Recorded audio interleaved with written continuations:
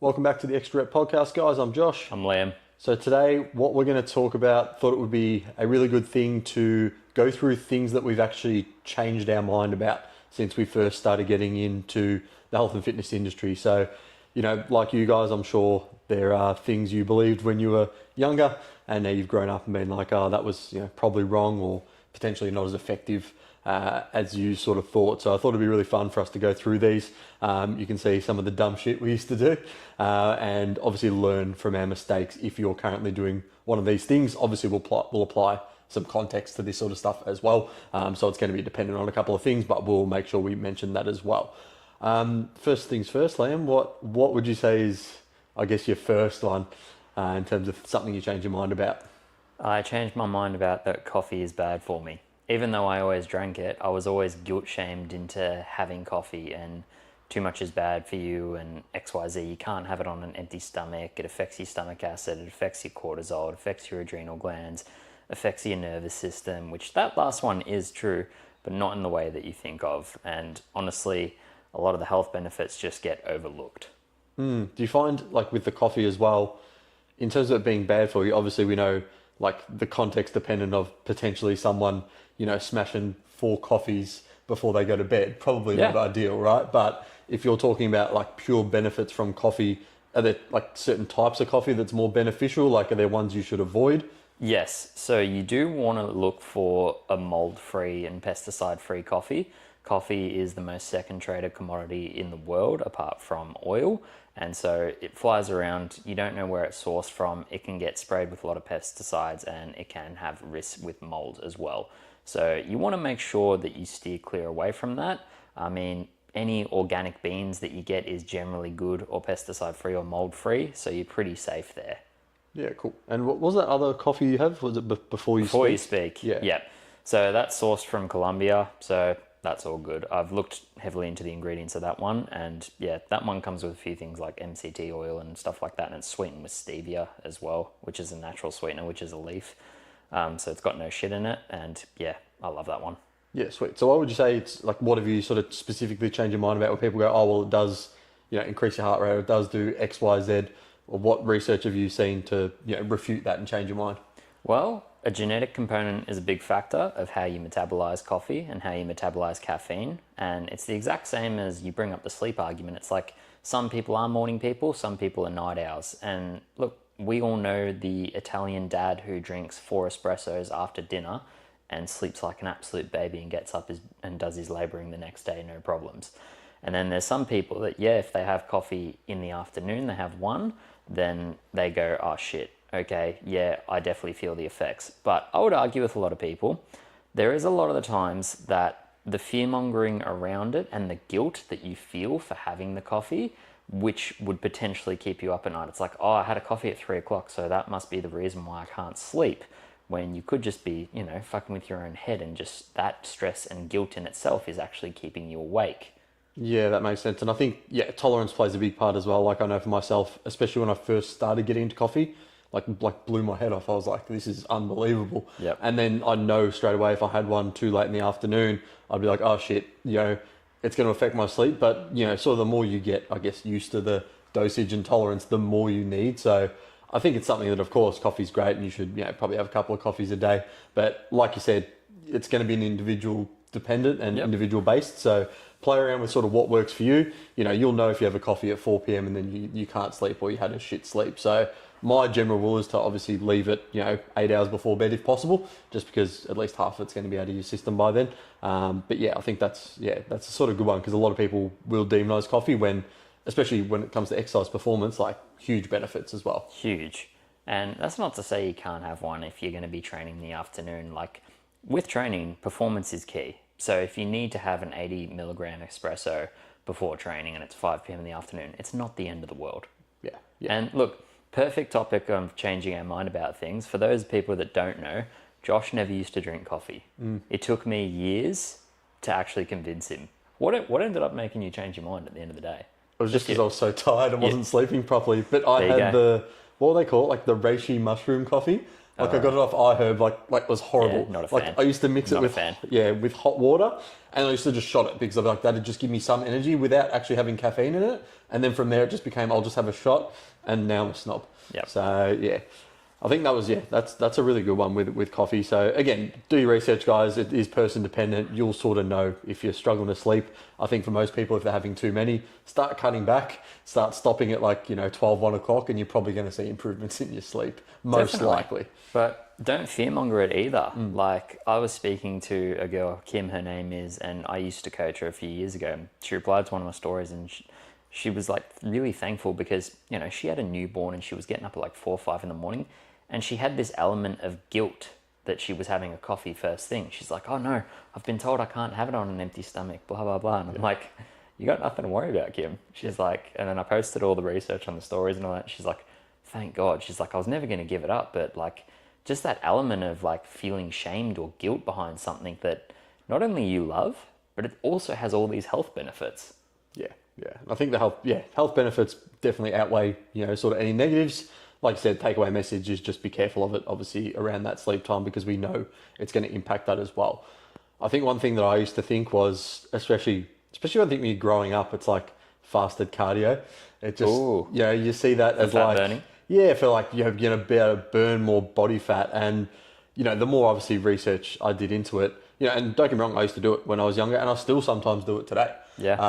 But I think the key take home point is realizing that your body can either burn, carbs, fats, or protein. Yep. Generally speaking, when you're training fasted, or if you're doing cardio fasted, your body's generally going to be burning more fats, which is great, right? But that doesn't unfortunately mean that you're burning body fat. It just means you're using the fats as actual fuel. There's a massive argument you could sort of go down with sort of pros and cons and oxidization and that sort of thing. But I think that the position of thinking like you have to do fasted cardio and you will lose more body fat, that's the problem. Whereas I don't know, I get a certain amount of steps in or I get my cardio in whenever I can. If that's first thing in the morning, sweet. If not, I'll probably do it fueled between meals or whatever. And it's going to have just about the same effect, especially when it comes to like fat loss and body recomposition.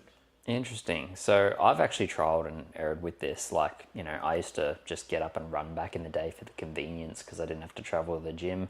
And I used to be like, I have to do that fasted. Then sometimes if I had, a few too many meals one day, I'd just go out for a run.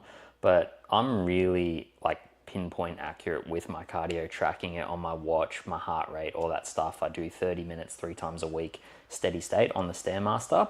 Now I've done that fasted and I've done that with food in my system and with caffeine in my system. Both of the times I've been at the exact same intensity as in like number 5 on the Stairmaster. I've noticed differences in my heart rate. It is a lot more stressful on the fasted state. My heart rate increases a lot higher than it does when I am fed. So there are a few things there. Yes, I'm in a 12, 14 hour fasted state. I am hydrated when I'm doing it, but it's like, glucose stores are a little bit more depleted. There's no fat soluble like nutrition there to pull from or anything like that. So there's not as much ATP for energy for the cell to convert. But when I've had it fed, then I've noticed there's actually a little bit more stable of a heart rate, and also I sweat a little bit less.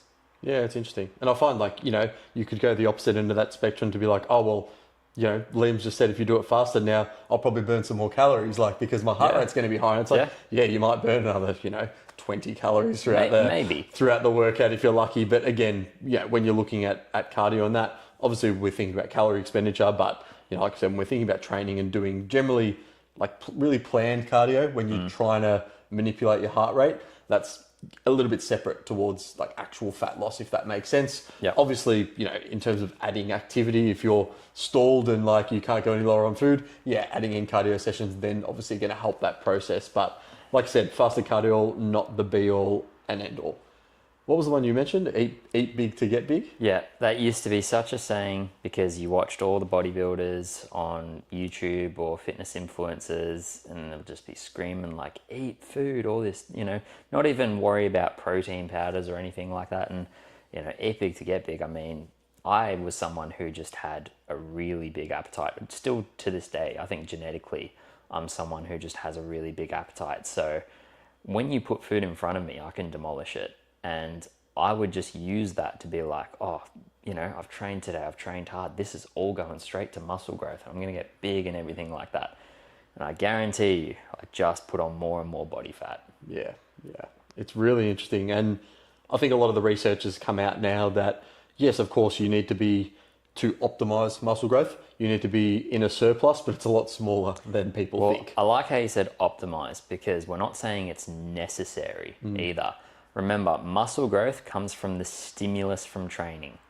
It's very important. Doesn't come purely from the calories. The calories play a role, but if you're in a deficit, you've still got enough carbohydrates around training to increase performance, and you're still eating enough protein and amino acids to recover in between sessions, you're still going to be okay. Yeah, I think that is one thing that people will think, even if they go into a workout without like being as fueled or as this, or like, oh, I'm not going to build as much muscle unless I just keep eating. And if you're not tracking what you're eating, again, like the chance of, again, you just putting on body fat is just going to be extremely high. Yep. And muscle building is going to be a bit more of a patient process. So you don't need as much food as you think. Like, I think a lot of the research has confirmed, from maintenance to about, potentially 200-300 calories over around that position is generally optimal. Again, everyone's going to be different there with genetics and things like that as well. Everyone's different. But I strongly doubt that anyone would need, over a 500 calorie surplus a day, unless you're on the good stuff, to actually, start seeing, muscle growth at the rate that your genetics allow you to, if that makes sense. So, yep, yeah, I think that eat big to get big myth is definitely been dispelled now. But again, it can, obviously, a lot of people are, like they say, they're hard gainers, and they generally just don't eat enough because they're so busy during the day. So that is when a lot of people get that, that sort of cycle. And that goes into another one, Or they're not training with the right intensity, they're not recovering, they're not sleeping well. I think the training thing's a massive one. Like, there'll be a lot of people who eat, be like, yeah, I got this meal afterwards, I did this, and like, I'll watch their training, I'm like, bro, you did not do one difficult set, or if they did a set to failure, I'm like, you did not keep tension where it needed to be on the muscle group it needed to be. So I think it's got to go hand in hand. You got to think that nutrition fuels the training. It's not like the other way around. It's like training is like the switch. Like you flick the switch, and then once you flick the switch, then you can, add that fuel in nutrition, that little bit of extra calories to take it to that next level. If you're not flicking that switch enough, and then you just fueling yourself, like, you're just going to overflow, and then that's going to be more body fat on your frame. Exactly. Unfortunately, I think a good one training as well, leading into that, is always training to failure. So I got caught into this, of like just flogging yourself, sets, reps, heaps of volume, like we'll talk about as well. But training always to failure every single set, every single working set, and every day, exactly right, will probably work against you. So you'll get away with it for a period of time, and you will make progress. But then again, depend on stress levels, depend on other stuff as well. But always train to failure will probably lead you to a point where you can't progress anymore. And now a lot of my training is based around 1 to 2 reps in reserve, getting stronger, and then potentially maybe doing one set with 1 RR, and then my second set could be pushed to failure, for example. As like a bit of a, if the first one didn't feel great for whatever reason, you've sort of got a chance to, I guess, redeem yourself a little bit, and they're all good stimulating reps towards muscle growth. So that is one where, again, and we're not telling you not to train hard. You definitely need to train hard. A lot of people say they train to failure, and you watch them and they get another 5 reps. So you really do need to measure and probably go to failure first. Or they do 3 sets of one muscle group, and they're doing the exact same weight, and they're just doing as many reps as possible and considering that to be failure. Yeah. So it's like, you've just got to track and make sure that you are progressing every single week and you're getting stronger. Even if, you're like, say like on a bench press, you probably want to stay 1 RR. You don't want to probably take a bench press to failure from a safety aspect. Yeah, unless you got a spotter. But at the same time, it's like your perception of effort when you've got a spotter and when you don't, you will know to keep 1 rep in reserve or not. Yeah, and it's like I said, as long as you're progressing those things week to week, obviously volume comes into play, which we'll talk about. But yeah, that's one thing that, a lot of people get wrong. They'll train always to failure, end up with little niggles, injuries and things like that, which I have now from being an idiot for a couple of years.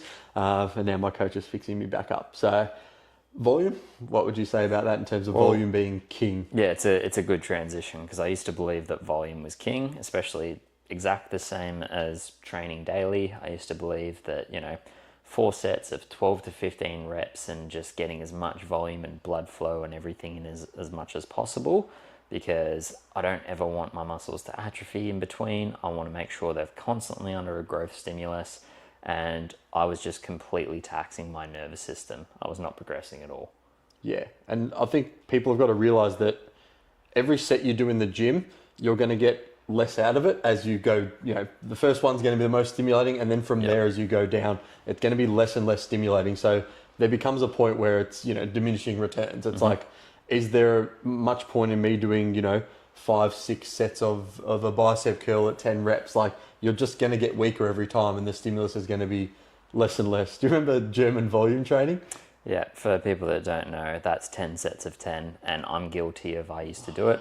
My leg workout used to be 10 sets of 10 of back squats and then 10 sets of 10 of remaining deadlifts, and I was done. We were so dumb, weren't we? Stupidest shit ever. But funny thing, like one of my first coaches gave me that as well, because back then that worked, right? Because it still got you to a point of, yes, it was way overkill, but you still got you're definitely going to adapt and get a stimulus from that as well. Yeah. Because there was no guess of like, oh, is that enough volume? Did you push hard enough? Like, you were absolutely fucked. 10 sets of 10. But at the same time, it's like, how do you even track that? Like, I didn't go in the next week and do the exact same and then add a 1.25 each side, because even if you look at it from a perspective, it's like you're putting an extra 1.25, 2.5 kilos on, but then times that by 100 reps. It's way more than your body can adapt to. Yeah, and try and progress from, I think. Exactly. I think the one good thing it's probably taught us is how to train hard, because that is a skill in itself. You know, doing one thing I will mention is, you know, the like rest pauses, drop sets, things like that. I used to think they were the be all and end all. Yeah. And now I'm like, oh, they definitely can be useful for certain people at certain times and myself at certain times. But for a lot of people, it's just overkill. I would say is, you know, it's just extra volume that you probably don't need or potentially can't recover from, depending on how hard you're training in the first place. I mean, it's just so important, people's programming, and they don't understand that, like, your coach or even yourself, if you're doing your programming, you need to understand the mechanisms behind the programming, because day after day, Josh and I see people in the gym just doing, like, they just don't know what they're doing, essentially. And mentally we have to block it out, because it's like, yeah, we'd want to help them, but you don't say anything at the same time. And you see some stuff and you're just like, oh, I know that this guy, he's got his heart in the right place, but what he's doing is absolutely incorrect. And I just see it day in and day out. Yeah, and I think that's what frustrates us more than anything, because it's like we both want to help, like, because we were both in that position where we've made those mistakes. Save them so many years. Yeah, exactly. I think going back to, like, even training, like twice a day training, like, oh yeah, so many people like I saw a guy in the gym today, and I was like, I know he comes in the morning, and then Liv's like, yeah, he comes in again in the afternoon, and I was like, I wonder how he does it. And then Liv's like, he does it 6 days a week, and I was like, far out. Like, and I've seen him train. He trains pretty decently hard, like hard enough to get a stimulus, but unfortunately, like, since I've seen him, he hasn't changed, not one bit, and he's just overtraining massively. So he must be jacked up on a lot of caffeine as well. This is the hardest, because I used to be like that, and it wasn't twice a day, but it was like, you know, fasted cardio, and it was like weight training, like 6 days a week, and your heart's in the right place. You're doing everything to change. You're literally prioritizing your health and fitness over anything else in life, but you're not seeing results. And you think you're doing the right thing because you're in that grind and you're just going through repetition after repetition. And honestly, it's really hard to see, because I look back at old photos, and like, I'll look back at myself in like 2017, 16, 2020, whatever it may be. And it's like, I remember specifically seeing my physique and seeing the programming that I was on. And I'm like, yeah, that makes sense. Why was I not seeing certain progressions for so long? Yeah, it's really interesting. Like, again, it's going to come back to, there's like a Goldilocks zone, you know, and we won't go into it in this episode, but, you know, 3 to 5 times per week is probably going to be, you know, great for just about a majority of people. And then how you split that up, so, you know, a bit of a different discussion. But I would say if you're training probably more than 5 days a week on the weight section of things, you can probably do more intensity in your sessions, and you're probably not going to be able to recover unless, like I said, you're on the secret sauce. So that is definitely something that, you know, I've probably changed my mind on as well, because, like, similar, I used to come in potentially do cardio or like do a session, then be like, oh, I'll just fit another session in. So it is a really big one. One I want to talk about is fat burners. Yeah, sure. So when I first, I think, everyone's done it, right? Everyone's bought a fat burner before. Done it once. Everyone's done it. OxyShred, whatever. OxyShred was the big one back in the day. Yeah, I can tell you a quick story on that, and Dan, the old trainer, would confirm it. When I used to get up at 5 a.m. to ride my bike down to the local gym and do like a circuit training, this was when I was first getting into fitness. I think it was OptiBurn and OxyShred. I used to have a scoop in water, down it, get there. Halfway through the session, I was yakking. Yeah. Like literally, and he's like, "You're all right," and I'm like, "Yep," but I could taste like exactly what it was. It was the OxyShred, whatever, on an empty stomach, and I was just vomiting out my guts. Yeah. So it's like, sort of goes back to coffee. It's like if you're going to compare the two, it's like I always find a fat burner is an expensive version of a coffee, flavored coffee, basically. Yep. And like, yes, it's got all these other ingredients in there, and there are some that I would say, it's not like you can't ever take them. It's just they're not going to actually burn that much more body fat. They've got stuff to raise your metabolic rate slightly. Coffee's going to do basically the exact same thing. Yep. So if you're sitting there thinking, I take this fat burner and I don't have to worry about anything, you still need to track your calories, you still need to do all that, or you're not actually going to really burn anymore. And the people that say like, oh, they worked because it worked for me, I guarantee you subconsciously, because they take that supplement, as a result, they just consume less throughout the day because they're like, oh, I'm on a fat burner, placebo effect. So placebo is huge when it comes to supplements. I mean, there are some, but if you're looking at specifically a fat burner, all you need, and if you want to make a concoction yourself of a fat burner, you just need citrulline malate, probably L-carnitine, and then caffeine. That's it. Yeah. I would say that's it. Yeah. What's the other one? Beta-alanine, like. The good thing is not everyone can take that. Yeah, I hate it personally, and it's it's really been proven in like sets lasting longer than 60 seconds that it even kicks in. So if you're like maybe like a 400-meter runner or something, it could potentially be useful. But in the gym, unless you're doing some long, crazy extended set, which I probably wouldn't recommend to begin with, depending on what you're doing, I wouldn't say it's super, super useful. It probably just makes you feel good. And again, placebo effect, you think you've got the tingles, and that might help you lift heavier weight because you think like, okay, I've got this in me now, I've got caffeine, I feel raring to go. And that can be good for some people. But I think for the price, what are they, 70, 80, 90 bucks each now? Depends on the serving, but you're looking at like probably $2, almost $3 per serving. It's expensive. But again, like you go back to coffee, people are buying $6 coffees out, same sort of thing. So you can obviously buy coffee in bulk and different stories. If you buy shots. Before You Speak coffee, sachets, for example, it's like $1.70 a sachet. Yeah. I think, like I said, there's just better ways to do it. Not to say that, fat burners are the be all and end all and you shouldn't have them. If that's a source of caffeine and you like having it, you want to have it in the morning, go for it. But just know it's not going to burn you any extra body fat. It's basically just caffeine to get you moving to improve your performance, which will then, in coincide with your calorie deficit, will then lead to those results as well. What about, we obviously did a podcast on metabolism, but like the eating every 2 hours? Oh man, like this is something that I used to do, and this got me fat as well. I used to eat chicken, broccoli, brown rice 6 times a day, every 2 hours on the dot. If I couldn't do it, I made sure I had almonds with me so I could eat almonds on the 2-hour mark. And it literally like ruled my life. Like I couldn't go anywhere without knowing like, I need to eat. And it's just not a life to live. And I was full the whole time. I wasn't even hungry for the next meal. But because it was chicken, broccoli, and brown rice, I'm like, this is healthy and it's going to get me building muscle and it's going to get me shredded at the same time. It's something I believed in, and I thought my metabolism was super fast. Yeah. It is funny because it's like, we still prioritize, when you talk about metabolism and, the bodybuilders eating every 2 hours, it's not for metabolism purposes, it's for protein. Consistent protein in the bloodstream, so they can retain and build a lot more lean muscle tissue. So, we still, of course, recommend probably having at least, 3 to 5 meals throughout the day with protein in there. And trying to 3 to 4 hours apart. Yeah, 3 to 4 hours apart. I think that holds you in really, really good stead. But it's when you get into that metabolism thing where it's like, you have to have 6 meals, you have to do X, Y, Z, you have to keep eating.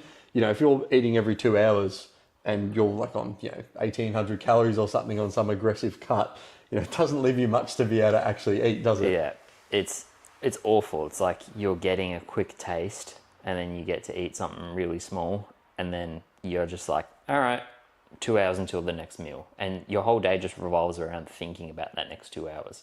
I think if anything, it just fuels more hunger as well, because I reckon the more you're eating, the more you're like, oh, I'm just, add that, and then it's like, oh, 2 hours, I'm hungry, because it's like, it's not satisfying enough because they're such small meals in such frequency. So I think, food volume, we obviously want to make sure that there's a decent chunk of food volume in there with your meals, because that's just going to help you, stick to the plan a bit more, especially if you're on probably more of an aggressive deficit. Yeah. But going back to the chicken, broccoli and rice, like you would look at that and be like, that's the bodybuilder staple, like the healthy, if I'm going to the gym, healthiest food ever. chicken, broccoli and rice, like that's what I'll had. I always thought that, those good foods are like, they're always good for you. And I'm not saying to not have chicken, broccoli and rice, right? They're all fantastic sources in their own right. Specifically brown rice. Exactly. Yeah. But we'll touch on that. Yeah, I actually had an issue where I was consuming broccoli every single day, and it was basically leaking through my gut lining, and I was getting like severe, like, gastrointestinal issues, like always on the toilet in the morning, like loose stools, like, and it like probably ruled my life for a good, 3 to 6 months before I end up basically having to jump onto a keto diet and then slowly reintroduce carbohydrates again, because it was just feeding off all the carbs I was putting in as well, and I'd just be getting stomach cramps and everything. And so it is like, do I have broccoli? Yes, I still have it every now and again, but I'm not having it every day anymore, because I know for me personally, that's just doesn't sit well with me. Yeah, and look, for clients that I deal with that have Crohn's, small intestinal bacterial overgrowth, a bunch of that stuff, broccoli's a nightmare for them. Cauliflower too. An absolute nightmare for them. Yeah, it is very, very interesting how things that are marketed as healthy, or things, you think like, oh, the more I eat of this, the better. It can also have the opposite effect. So there's a bit of yin and yang with everything. Like as much as probably a lot of people can't, don't have to worry about, there's no such thing as too many vegetables.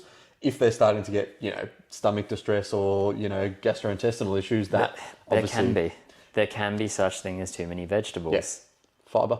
Yeah. Well, too much fiber can have, you can have some issues with your colon. Too many nightshade source of vegetables can really cause a bit of inflammation there. I mean, chili's a vegetable. Imagine if you had too much chili. Yeah, you wouldn't be feeling too great. But even and we're not telling you, for example, not to eat vegetables or not to have fiber. 99% of people don't have enough to start with. It's a stupid argument, right? Like I had a girl reach out to me last week on one of my stories, and because I got asked on one of my Q&As, like, what are some myths that I want to die? And I did say that, coffee's bad for you. You can't have it on an empty stomach. Her reply to my story and her rebuttal is like, I mean, anything in excess and too much can be bad for you. And then she's like, even too much water can be bad for you. Yeah. And I'm like... Drink 8 litres of water, you'll probably die. Exactly. But I'm like, what even is this argument? It's like, I'm not saying, drink this to the excess point where it's bad for you. Yeah. I'm like, I'm listing all the benefits of something that are good. And if you were to eat chicken and veggies, that's a good meal. But we're not saying have it 8 times a day to the point that you're sick. And I think that's that's what it comes back to. It's like, even everything we've talked about today, like you guys would have seen the pendulum swing both ways, but it always ends up somewhere in the middle in terms of moderation and actually just moderating things, being smart. Like, when you've had too much of X, Y, Z, if you're having too little of X, Y, Z, it's about balancing those things out. Like I said, training volume, you can be too much or it can be too little. Yep. And then there's the moderate Goldilocks zone where you're going to make the most progress. Same with your food. You can too many calories, too little. You're going to have problems with both. There's a moderate zone and a Goldilocks zone for both of them as well. So supplements as well. Exactly. Too many supplements and, they can counteract another supplement, or you could overdose on some other supplement.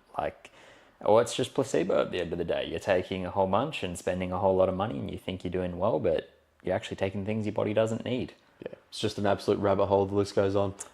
That's why we do all the research, mate. That's why we're, 11 years down the track in this industry, and we're still learning new stuff every single day. Yeah, I think it's important to keep learning new stuff. Things are always changing, new research is always coming out. So, it's always good to stay on top of it. And of course, as we get the latest research, we'll be giving it to you guys. And again, if there's anything that you guys really want us to talk about or any topics that you want us to go through in more detail, just shoot a message to our Instagrams below. You'll see me at Action Fitness Nutrition and Liam at Coach Liam C. Murphy. That's the one. That's the one. Beautiful. But I think that was a really good podcast, guys, on things we have changed our mind about. Probably get a few of you guys thinking about potentially some things you might be doing or haven't done and just want to moderate those sort of things. But again, any questions, send them to our inbox. But until then, guys, we'll see you in the next episode. See you guys.